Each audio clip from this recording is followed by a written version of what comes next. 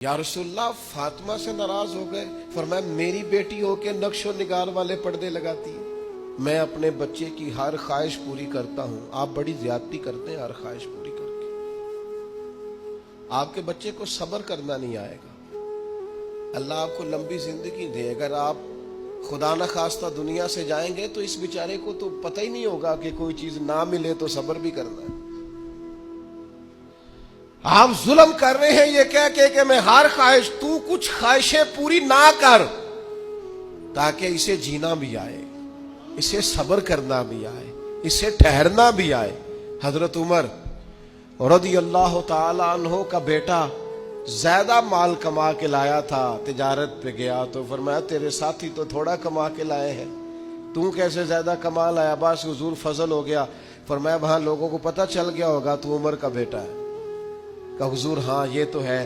فرمایا جتنا نفع باقی لوگوں کو ہوا اتنا رکھ لے، اور باقی چونکہ تو نے باپ کا نام استعمال کیا ہے وہ مجھے دے، وہ میں مال غنیمت میں جمع کرتا ہوں، وہ تو نے باپ کے نام سے کمایا ہے، لہذا یہ احتساب گھر سے جب تک وہ کائنات کی سب سے شانوں والی خاتون، سب سے عزتوں والی بیٹی، کائنات کی ہر بیٹی اس بیٹی کے قدموں پہ قربان کر دوں جس کا نام سیدہ فاطمہ الزہرا ہے رضی اللہ تعالیٰ۔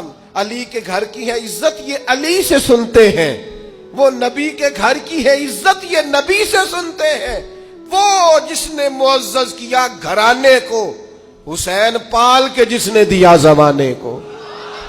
حضرت فاطمہ، نبی کریم جناب فاطمہ رضی اللہ تعالی عنہا کے گھر تشریف لے گئے تو انہوں نے دیواروں پر پردے لٹکائے ہوئے تھے اور منقش پردے تھے، نقش و نگار بنے ہوئے تھے۔ سرکار نے قدم اندر رکھا، حضور باہر آ گئے، جناب فاطمہ رو پڑی، مولا کائنات کو کہا بھاگ کے جانا، ذرا پتہ تو کرنا۔